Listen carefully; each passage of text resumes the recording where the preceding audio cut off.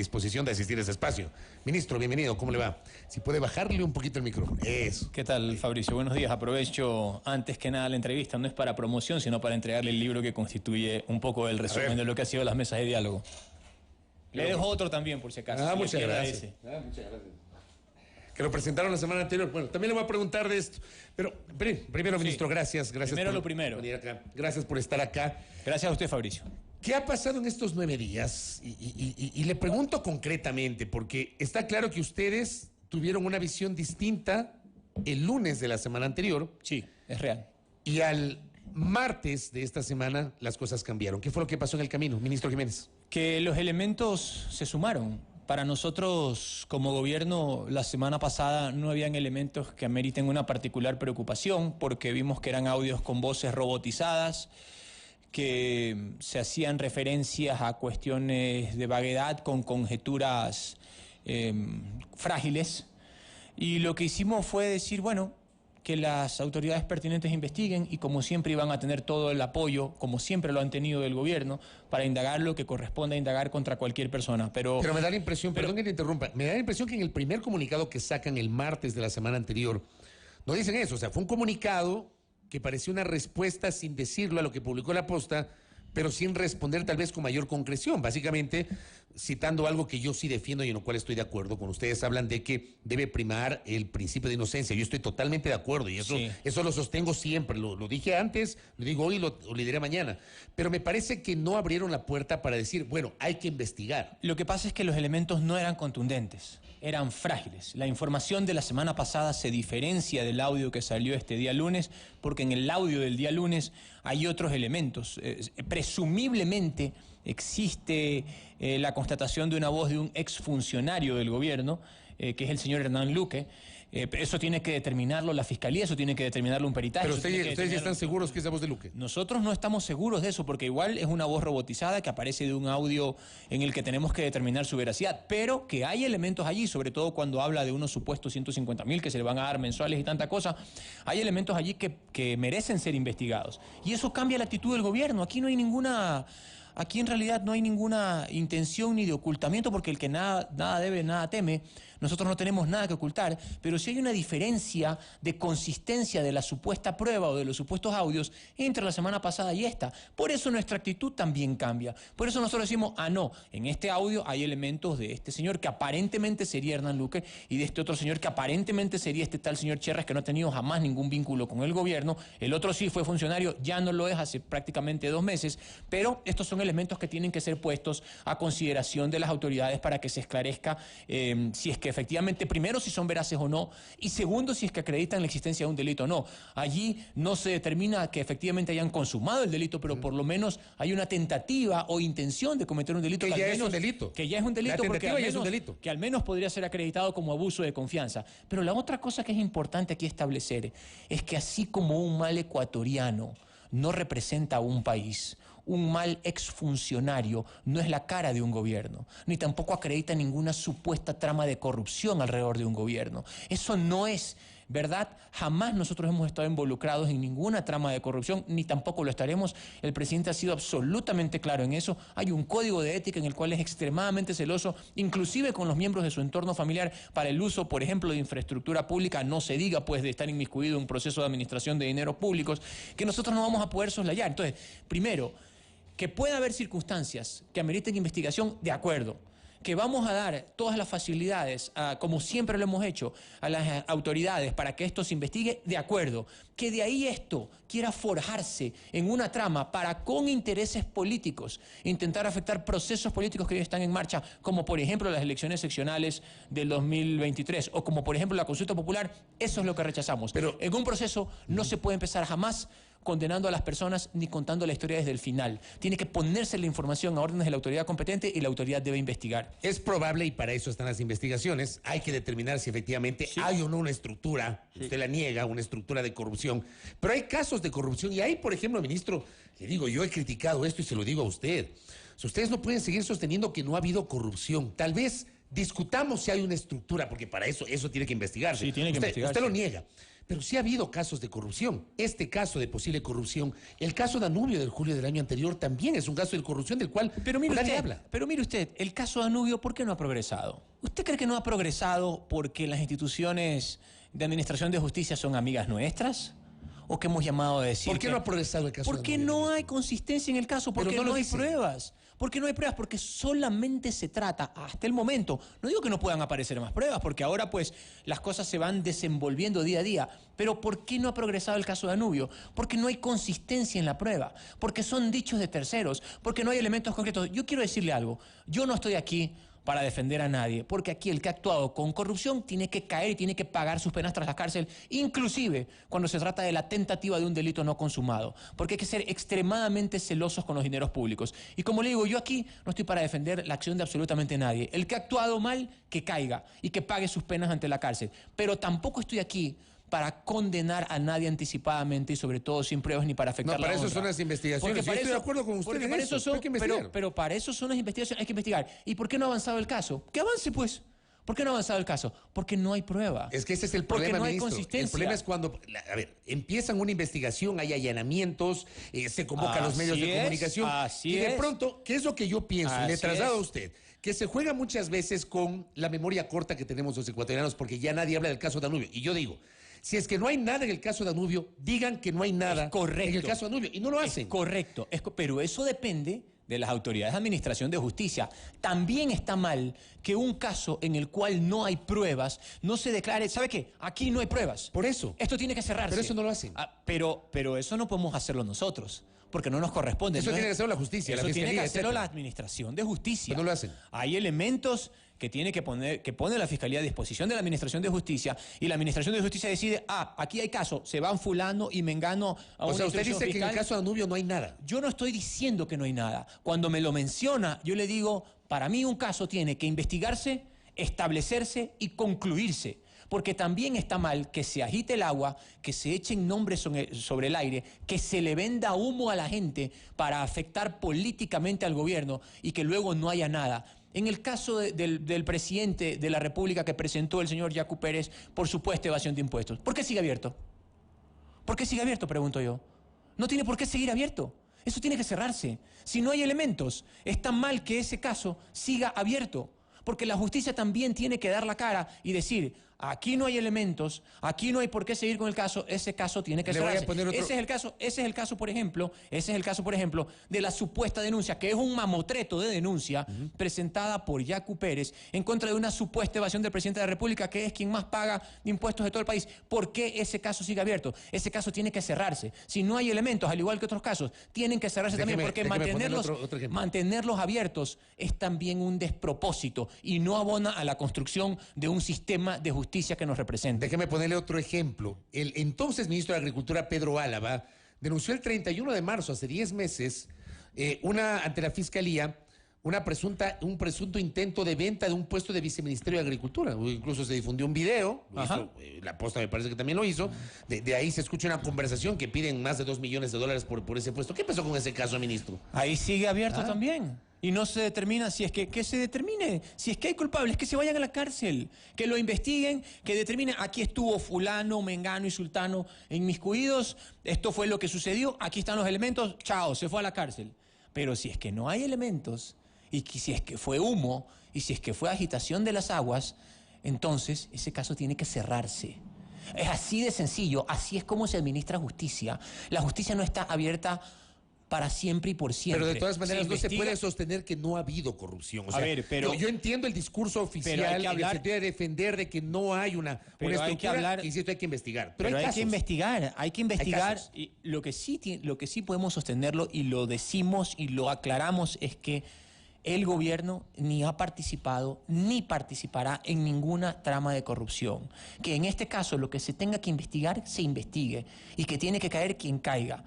Pero aquí no va a haber participación colectiva de nadie, porque el presidente de la República ha sido muy claro y contundente al respecto. Él no va a soliviantar el comportamiento de nadie, menos aún cuando tenga que ver con dineros públicos. Lo que sí queremos es que la justicia sea justicia, que investigue, que llegue a resultados y sobre todo que no mantenga abiertos casos que luego terminan siendo elementos de chantaje político por actores políticos en diferentes circunstancias para traer siempre a colación estas cosas y mantener como una herida abierta, pudiendo curarla y no la curan, sea llegando a una conclusión o sea diciendo aquí no hay nada, esto se cierra. En esto que usted acaba de decir es una postura personal que yo le he sostenido como audiencia desde siempre. Le quiero decir a usted exactamente lo que usted acaba de decir. Yo coincido con esto último que señala. Ahora, usted me dice, ministro, nos dice, le dice a la audiencia a través de este espacio que obviamente con el audio difundido el lunes la cosa cambió.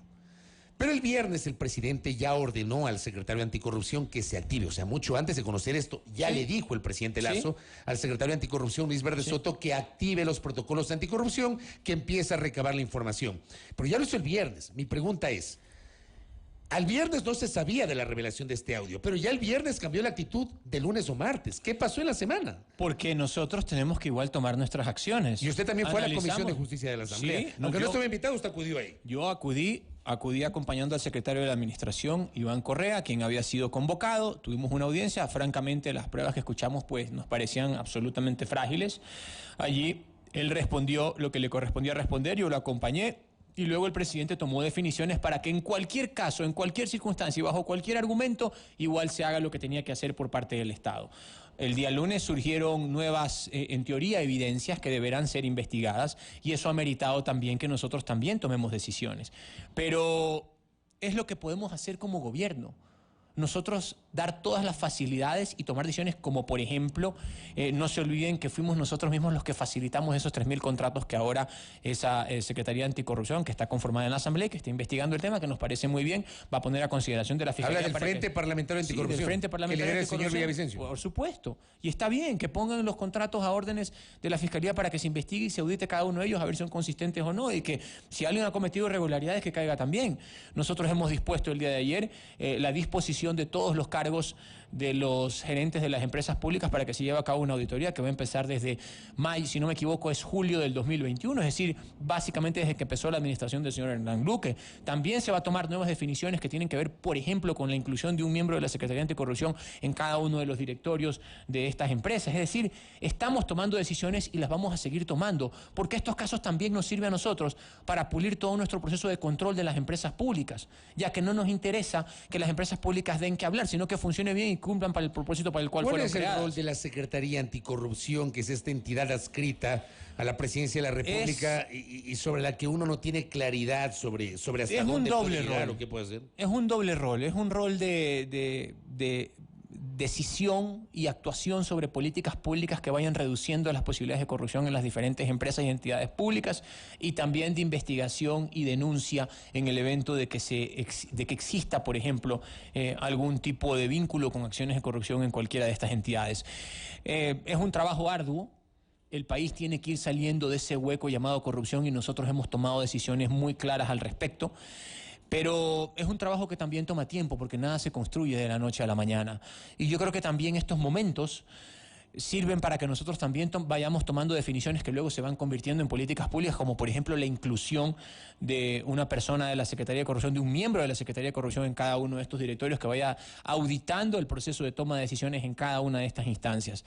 Son cosas que no se habían llevado antes, como por ejemplo, voy a citar otro tema que no tiene nada que ver, como por ejemplo el censo penitenciario, que nunca se había decidido y que era algo tan básico que tenía que hacerse para poder llevar a cabo una política de seguridad coherente, pero ahora en este gobierno se hace. Podría así citar una innumerable cantidad de ejemplos, pero lo que está claro es que hoy por hoy la ciudadanía tiene que saber que aquí hay un gobierno comprometido en luchar contra todos estos flagelos que han asolado el país durante mucho tiempo. Que no se lo puede hacer de la noche a la mañana, es verdad, pero que se puede llevar a cabo ese combate, es verdad también. Pero públicamente daría la impresión de que la Secretaría Anticorrupción tiene un rol más reactivo que proactivo. Al menos en este caso, por ejemplo, recién esta semana se pronunció el secretario de Anticorrupción. Y eso ha merecido críticas. Sí. Yo le digo una cosa, yo en lo personal, y esto también lo comenté, le he trasladado a usted, yo no creo en las secretarías anticorrupción integradas por las presidencias. O sea, no creía en la de Correa, no creía en la de Moreno, no creo en la de Lasso. Yo creo que hay que potenciar Contraloría, Fiscalía, etcétera. Sí, si hay algo en lo que nosotros siempre hemos insistido, es en la independencia de funciones. Independencia, no indiferencia. Siempre hemos insistido en eso, hemos sido criticados por eso. Hoy inclusive estamos promoviendo una consulta que justamente trabaja sobre el fortalecimiento institucional, justamente sobre la Fiscalía General del Estado, que hoy por hoy tiene un déficit de 602 fiscales, y eso también incide en un proceso que a veces se ralentiza de administración de justicia. Entonces, lo que justamente estamos buscando es que estas instituciones, Contraloría, Procuraduría, Fiscalía, jueces, tribunales de administración de justicia, sean fortalecidos. Pero necesitamos ir creciendo en herramientas institucionales, así como creciendo también en un recurso humano cada vez más capacitado y cada vez más con mayores herramientas para combatir la corrupción donde quiera que se encuentre. Porque en materia de corrupción, así como en temas de denuncia de cualquier delito, no hay una institución que pretenda tener el monopolio de esa acción, sino que tiene que ser un trabajo en conjunto del sistema. En este caso, nosotros creemos que es importante que la prensa, por ejemplo, siga teniendo las mejores herramientas para llevar a cabo su trabajo, pero que no caiga en ese exceso que supone dar sentencias anticipadas, manchando honras e intentando afectar procesos políticos, como ahora podría ser coincidencialmente, sabiendo que tenemos que ir a las urnas en apenas 3 semanas más. Porque a ese juego nosotros no estamos dispuestos. Que se investigue, sí. Que se trabaje limitando los casos de corrupción también, pero que se identifique con claridad y sin demagogia quienes han participado y que sobre todo lo hagamos con seriedad. Ministro, le voy a trasladar una pregunta que yo he hecho, esa pregunta pública desde la semana anterior, y aprovecho que usted ha tenido la gentileza de aceptar esta entrevista. Porque siento que el gobierno no le ha dicho al país exactamente cuál es el rol del economista Danilo Carrera Druet. Yo sé que no es funcionario, no ha sido designado, pero uno podría pensar que está omnipresente con estas denuncias o que es, como se dice en la política, un poder tras el poder. Ninguno. ¿Cuál es el rol de Danilo Carrera? Absolutamente ninguno. Él tiene un hecho objetivo que es cuñado del presidente de la República y tiene otro hecho objetivo que no incide absolutamente ni en la más mínima decisión que se tome en el gobierno. Aquí hay un solo presidente de la República que fue escogido por los 18 millones de ecuatorianos, que se llama Guillermo Lasso Mendoza, y él toma decisiones en función de lo que es mejor para el país. Todo el resto es conjetura, absolutamente conjetura. Y por eso no tenemos ningún problema en que se investigue a la saciedad a todo el que se quiere investigar. Y nosotros daremos todas las facilidades. El presidente de la República toma decisiones en función de lo que es mejor para los 18 millones de ecuatorianos, no en función de ninguna consideración de consanguinidad, ni de afinidad, ni de nada. Tanto es así que hay un código de ética que hasta les impide a los familiares del presidente y de cualquier funcionario público hacer, o mejor dicho, usar infraestructura pública o inclusive el avión presidencial solos o por su cuenta. ¿Se está cumpliendo ese código de ética? Se está cumpliendo a rajatabla ese código de ética. ¿Y Danilo Carrera lo cumple o el gobierno hace cumplir en el caso del cuñado del presidente? No solo el señor Carrera. Todas las personas que de alguna manera tienen lazos de consanguinidad o de afinidad con el presidente y con los diferentes funcionarios lo cumplen, porque esta es una regla para todos. ¿Por qué le aparece la famosa fotografía del viaje de Estados Unidos? La Cancillería ha dicho que él no era parte de la delegación. No es parte de la delegación, son documentos públicos. Claro, pero el tema es que uno no es que llega, digamos, hay una delegación oficial y un familiar del presidente está en el exterior, se encuentra con la delegación y se accede y se toma la foto, porque así no funciona. Sí, uno tiene que acreditarse. Tantas veces se dijo en las redes, porque ahí se dice cualquier barbaridad, que le habían quitado la visa, que no podía viajar, y sin embargo él tiene una vida tranquila y normal de acuerdo a su espacio, tiene la posibilidad de ir también a las ciudades donde estamos, donde se llevan a cabo estos asuntos oficiales, obviamente participa de una foto, sí, a lo mejor tiene contactos, a lo mejor quiso que le den un paso para tomarse la foto, pero él no es parte de la delegación oficial, ese es el hecho objetivo. De ninguna manera ha participado de las discusiones, no ha estado tampoco en todos los eventos oficiales del Estado, que estuvo ahí porque a lo mejor tiene sus contactos que le permiten tomarse la foto en conjunto con la delegación, pero eso es una cosa totalmente distinta. El señor Carrera, ni ningún funcionario, con ningún lazo de consanguinidad ni de afinidad con el gobierno, tiene nada que ver con las decisiones que se toman a nivel del Estado. ¿El Danilo que se menciona en el audio atribuido a Hernán Luque no es Danilo Carrera, o sí? ¿O no sabemos si es Danilo Carrera? Yo no tengo elementos para concluir que Hablan de un Danilo. Yo no tengo elementos para concluir que se refieran a él, eso tiene que investigarse, y si es que así fuere que él se refiera, es un abuso de confianza, porque una vez más, se está tratando de forjar un caso a partir de un dicho de un tercero. Y si es que se confirma que el señor Luque es aquel que habló, él tendrá que responder y decir a quién se refería y por qué se refería y en qué circunstancias se refería y si es que eso tiene un asidero concreto con cualquier investigación que se esté llevando a cabo. Pero no podemos construir ni sancionar a nadie sobre la base de especulaciones y menos aún de ser irresponsables con procesos políticos que hoy por hoy están en marcha y que tienen que ver con el futuro del país, porque a lo mejor parecería que hay un trasfondo político respecto ¿El trasfondo es afectar la imagen del gobierno de cara a la consulta? Le pregunto, ministro, ¿usted le ve así? Yo creo que sí, yo creo que hay razones para pensar que el trasfondo es afectar a la consulta, intentando afectar al gobierno con una acción que es eminentemente politiquera, pero la verdad hace su propio camino y la gente es sabia y nosotros estamos seguros que no, la gente no se va a tragar esa píldora. Ministro, le pregunto al mismo tiempo, ¿no hay tal vez un error conceptual? Porque el gobierno no es el presidente. Si bien es cierto, el presidente es la cabeza del gobierno, pero el gobierno no es el presidente. Pero la cabeza del gobierno es el presidente y la cabeza está muy clara sobre cuáles son las decisiones que aquí deben ser tomadas. Y el entorno del presidente, lo he dicho antes y lo mantengo ahora, no tiene nada que ver con ninguna trama de corrupción.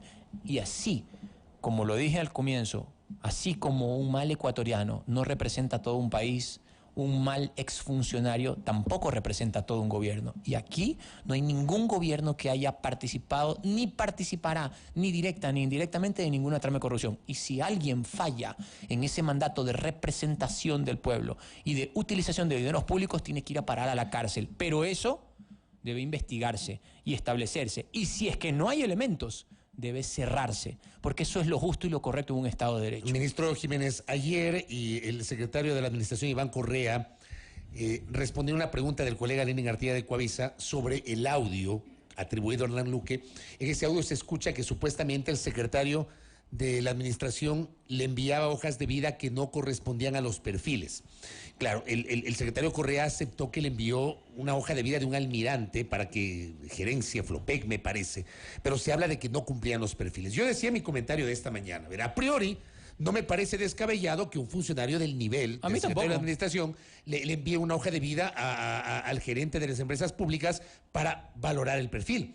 Lo que yo digo, y es lo que me parece que hay que aclarar, es si ese envío de la hoja de vida fue una orden, una sugerencia con que se debe interpretar como una orden, ¿cómo se entiende esto? O sea, ¿cómo funciona la dinámica de nombrar gerentes, por ejemplo, de las empresas públicas? Ministro Jiménez. Hay un directorio, hay una normativa que tiene que respetarse, hay unos perfiles que se establecen, normalmente siempre se seleccionan 3 perfiles, se ve cuál es el que encaja más. Esto no es una cuestión que uno se siente en computadora a decir, ok, quiero una persona que sea de alto esto, que tenga los ojos de este color, que tenga la tez así, que tenga estas cualidades. Pero usted sabe que aquí también mandan las cuestiones políticas, ¿no? Hay un nivel de subjetividad y un nivel de objetividad. Sí, de acuerdo. Y la política supone...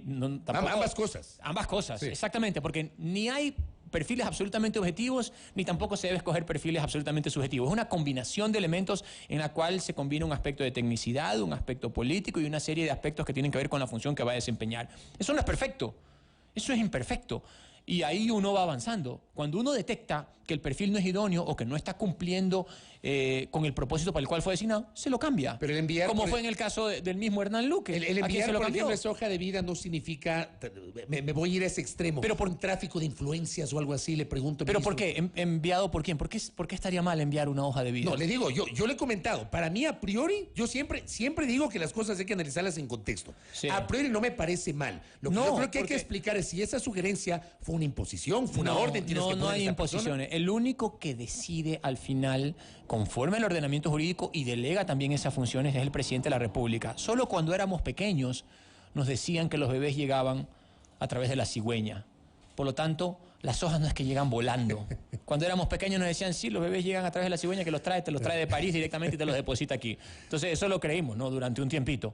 Así tampoco ninguna hoja llega volando, ni la trae la cigüeña y la deposita en un escritorio. Todo tiene un proceso, pero ese proceso tiene que hacerse conforme al ordenamiento jurídico. Iba a decir el ordenamiento de la cigüeña, pero no, es el ordenamiento jurídico. Y eso se hace con base en una normativa y sobre todo con un liderazgo único, que es el del presidente de la República, que delega en sus funcionarios, en sus ministros, quienes deciden qué cosa y conforme a la ley cómo se lo hace. Oiga, le voy a leer una reflexión que me envía un oyente, un amigo, que además es consultor en materia de comunicación política, Andrés Obando, y me dice: El gobierno dice que no hay casos de corrupción y entre líneas que sí los hay, ellos no tienen conocimiento o serían casos aislados. Y dice Andrés, ese fue el mismo argumento que utilizó el gobierno del expresidente Correa y que desde el otro lado, del lado de la oposición, se criticaba y decía que era imposible que el presidente no sepa lo que pasa en su propio gobierno.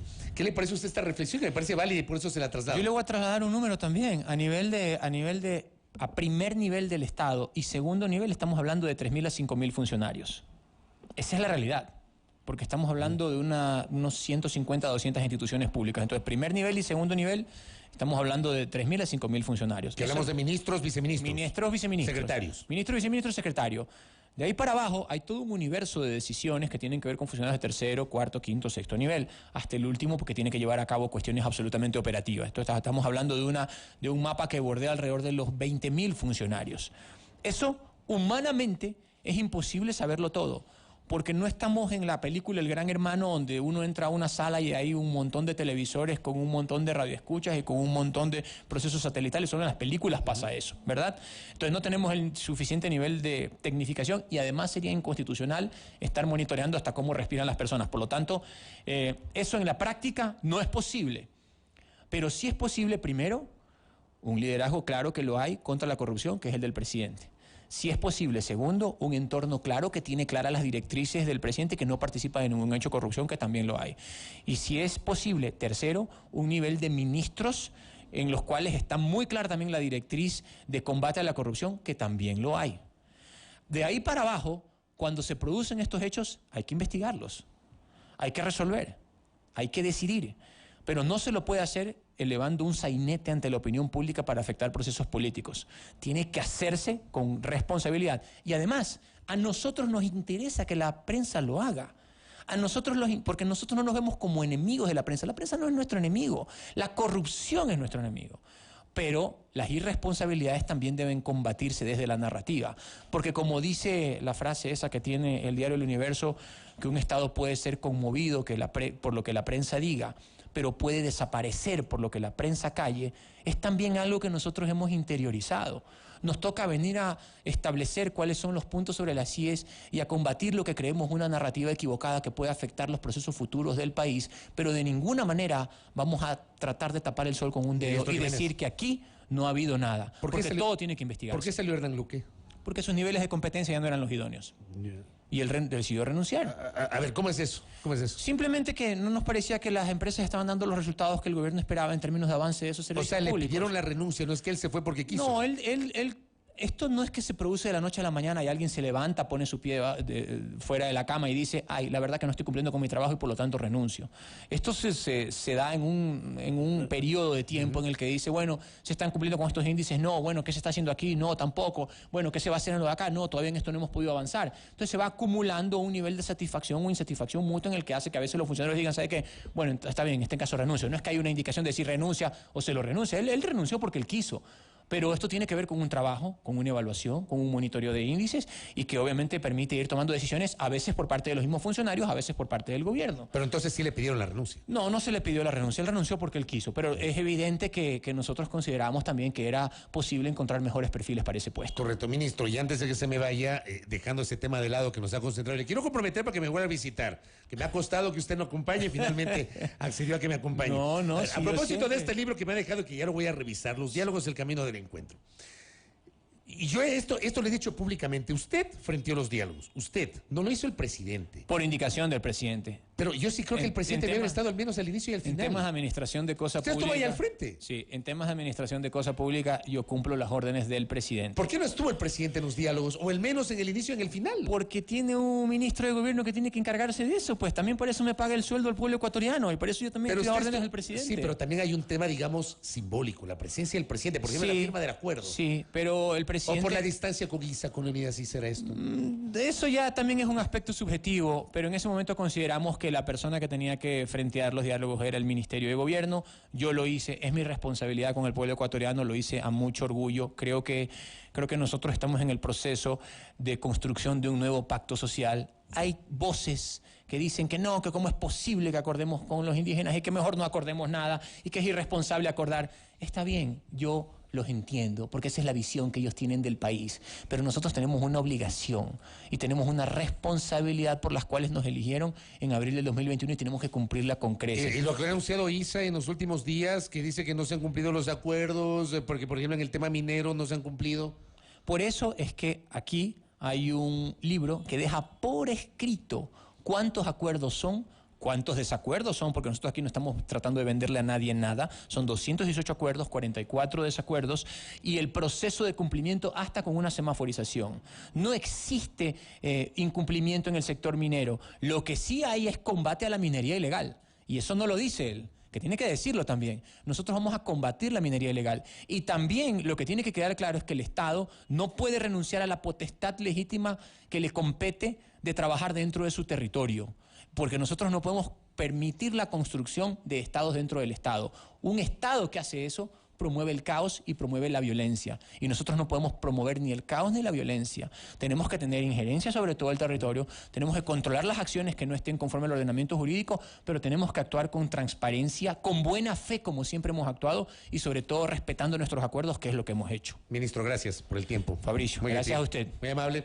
Francisco Jiménez, ministro de Gobierno, aquí en A Primera Hora. Pausa, volvemos. No la oigas. Es